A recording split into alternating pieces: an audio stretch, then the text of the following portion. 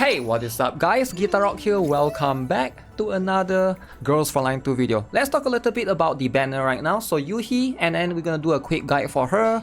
Alright, so I know a lot of players have been asking me right now regarding Yuhee and also Centaureissi, so something that you have to consider as a whole. Now, I've talked about this before in my previous video. Yuhee is going to be a decent supporter for the physical team. However, like I mentioned, we don't really have a full complete team yet for physical teams, right? So as a whole, if you look at Yuhee right now, if you have Diane, then she can be a decent pull, or you can basically make some usage out of her, right? And that's going to be one thing to consider. However, if you do not have Diane, then there's no other physical characters that's super meta right now. Later on in CN server, we get Lainey. However, we still don't have like a full complete roster yet. So you can get away with skipping Yuhee for now, and then when she gets strong later on, you can pull for her later on. That's something to consider. Alongside with that, we also have Centaureissi right now as well, right? So she is going to be, like in my opinion, a better pull for overall.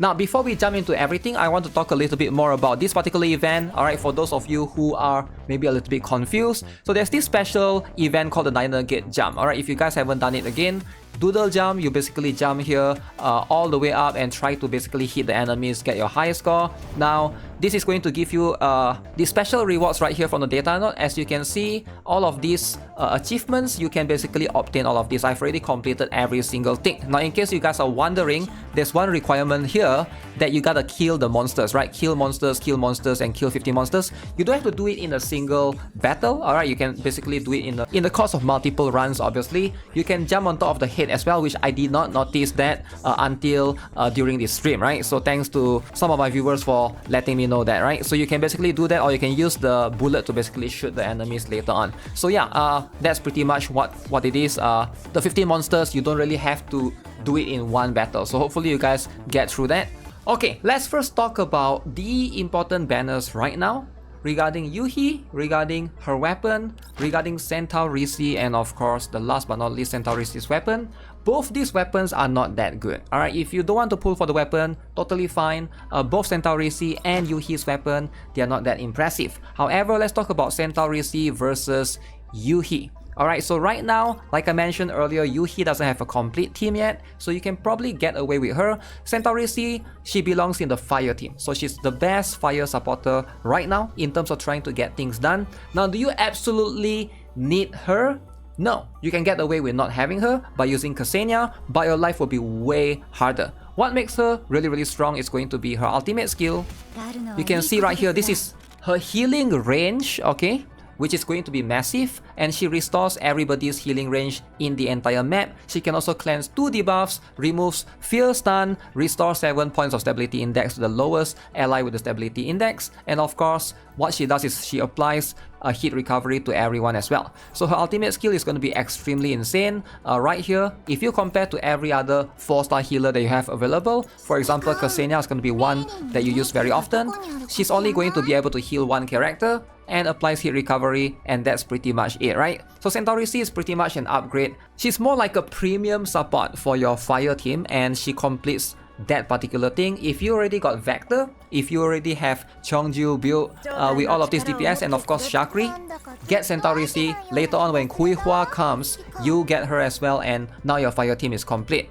Whereas for Yuhee, it's going to be a little bit more complicated. We don't really see the future yet for the ballistic or physical team as a whole. Now with that, let's talk about Yuhee, how you should be building her generally. Very simple, very straightforward. I'm still in the process of building mine. As you can see, she is going to... You can use any weapon for her, right? So one that I recommend, if you don't have, or if you don't want to pull for her exclusive weapon, I recommend going for V1. Alright, if you can afford to pull 1 extra copy, I think that's going to be the better one compared to getting her weapon. Because what she does with this particular one is she applies attack up to, which is 15%. In fact, it's much more beneficial as a whole. If you get her weapon, this particular sparkling center stage. Now what it does is it improves physical damage, right? So you are going to be able to improve your physical team overall. But getting attack 15% via her V1 is going to be much more flexible, because that means you can use Yuhee in other teams as well. You don't have to just streamline her to just physical team, because she is a good supporter that can be used elsewhere. So definitely consider her V1, V2 is also very good, and V3 of course very good upgrade. Her weapon is not that impressive. Now if you can, use Guerno. That's the one that I'm currently using, which is the Battle Pass weapon. This one makes a lot of sense. It's going to increase her healing and damage. But if you don't have Guerno, you don't buy Battle Pass, you can use Planeta as well. So those are the good options. In terms of attachments, go with the usual ballistic boost. I'm still in the process of building mine, you can see, but trying to get as much stuff as you can with the ballistic boost. You know, the usual attack boost, crit rate, crit damage, and then of course a flat attack, right? Now of course, if you don't have ballistic boost, feel free to use Phase Strike. It's just going to be about 5 to 10% difference at most, right? Now in terms of keys, which is going to be her best one? Now this particular one, the first one, this key right here, when the active skill improv expands additional conflictors index, critical damage dealt increase by 5%. I recommend getting this particular one. This is going to be a very good one. This is going to be by far what you pretty much are going to consistently use in every situation. She does have one more where you can see she can basically cleanse buff from the target before the attack resolves. Now if you want to use her as a cleanser, you can. Alright, so this is also going to be pretty good if you're trying to do that. She is a supporter. Usually you let her move first and then cleanse the buffs from the enemy, right? Now these two you don't really need it unless you need some extra healing for this particular one, or this particular one is going to be able to apply movement denied after the stun of the duration for the enemy ends. I guess you won't use that much often in regular bosses stage, maybe in some PvE situation, right? Now another one that you should consider is going to be this particular one. When Never Give Up is in effect, right, Yuhee's attack increased by 10%. So this is just overall going to be able to improve her damage. So basically you need to have allies that can do physical damage, and then you can basically benefit from this. Overall, pretty good. Now how good is Yuhee's common key then, right? So this is going to be very interesting. As you can see right here, when dealing damage which contains ammo attribute, damage dealt is increased by 10%, and it also gives 5% attack boost. So what is an ammo attribute? Let's talk a little bit more about this, because I feel like getting her for this key is going to be kind of worth it in some situation. So if you guys are not aware, ammo attribute are going to be skills that have the special ammo. Let me click on the character, right? So let's say Vector right here, right? If I click on the first skill, skill 1, you can see there's this particular ammo attribute right here, right? Light ammo, and then there's burn. Skill 1, she has the ammo attribute, whereas her skill 2 doesn't have ammo attribute, and her ultimate skill doesn't have ammo attribute. So Vector might not be the best character to take use of this because she only has one skill that have that particular one. Alright, so let's look at other characters then, right? So in my opinion, maybe Shakri might be the best candidate to use this, because you can see Shakri has the first skill that have the ammo attribute right here. She has a skill 2 that have ammo attribute right here. Shakri's ultimate skill just gives her some zoom in and stuff, more damage increase, but overall, seems like Shakri is going to be one of the better candidates to basically use that particular common key. Now what about Kluke then? Kluke doesn't really get it on the ultimate skill, right? Because it's a most AoE skill doesn't really have ammo attribute, right? If you can notice. And then there's this one, second skill doesn't really give ammo attribute as well. First skill do have it. So unless you want to use Kluke's first skill only, so feel free to check accordingly.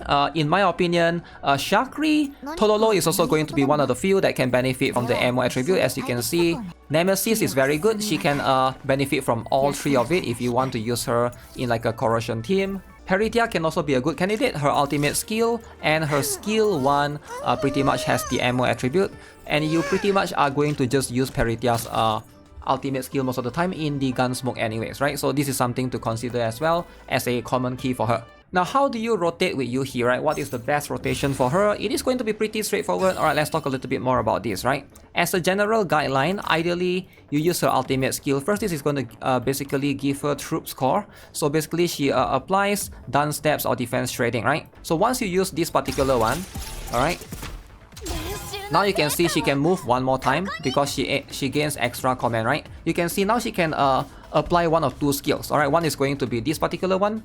You can apply the graceful spin and defense shredding. The other one you can apply passionate spin or defense shredding. Graceful spin is going to give you critical damage increase, and then if you attack, you basically get lifesteal, right? You get to restore your HP as well. And then defense shredding is going to give you, if you do physical, alright, then you can get scaling depending on how many defense reduction you get. So the other one is going to be passionate spin, right? This one also gives critical, but at the end of the turn, you gain 2 stacks of shelter. Alright, gives you a little bit of defensive mechanism as opposed to healing, depending on what you need. If I apply the first one on Kluke, so boom, and then you use this particular one. Now you can move again, right? Because that's how she works. You can either apply the first skill, second skill, you can even use basic attack depending on how you want. Now the second skill, as you can see, is going to give you the targeted attack defense to the one target and of course the allies surrounding it. Now if there's enemies within the range, you can also inflict stun to the enemy. So depending on whether or not you want to do that, you can basically wait a little bit for round 2 to basically let your characters move near to the enemy, and then surrounding the allies, you can basically stun them all together. So that could be something to consider, right? Ideally, you can use this whenever. I feel like you don't have to rush it to use it here. You can also use the first skill first, alright, just to, if there's enemy nearby, you can basically do that, and then use second skill later, depending on the situation, right? So we're gonna use Nemesis support. So now you can see after we finish, we can enter now, right? And then we get to move again. So as you can see, this is going to be what makes her really good. I can apply one of the other one on the other character. Now keep in mind that these two skills doesn't stack on the same character. You cannot use both of it. It's mutually exclusive, right? If you apply the Passionate Resonance on Kluke, so let me show you guys. If I apply this particular one, it will basically override my previous buff, right? Basically you can see I get the heal afterwards. This is going to be pretty cool. Even MacT on the other side, which I position her right there, will get the heal as well. So you can see right here on my Kluke, I will get the Passionate Spin and defense rating, but the first buff has removed. So basically you don't want to apply it on the same character, you want to apply it on separate characters if you have 2 DPS units, right? So that's going to be how it is. Other than that, it's pretty much simple and straightforward. If you use her as a cleanser, make sure you are, paying attention that when the boss has buffs, depending in the Gunsmoke rotation, you are going to remove the boss buffs, right? That's something to consider as well.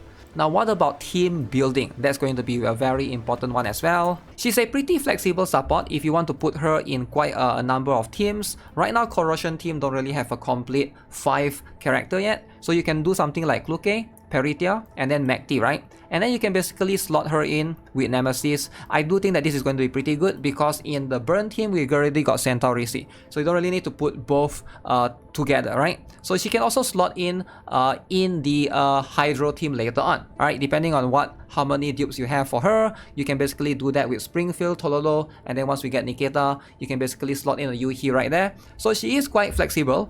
Don't be fooled just because there's no physical team yet. Doesn't mean she cannot fit into other team. So she's still going to be quite flexible in that sense. So yeah, that's going to be it for this particular video. Let me know what you guys think of Yuhee. What do you guys think of this costume as a whole, right? I do think that this is probably, in my opinion, one of the best costume in the game. Definitely no regrets right here from me. As per usual, subscribe if you guys haven't already, give this video a like, and stay tuned for more Girls Frontline 2 videos, contents. Have a nice day. Goodbye.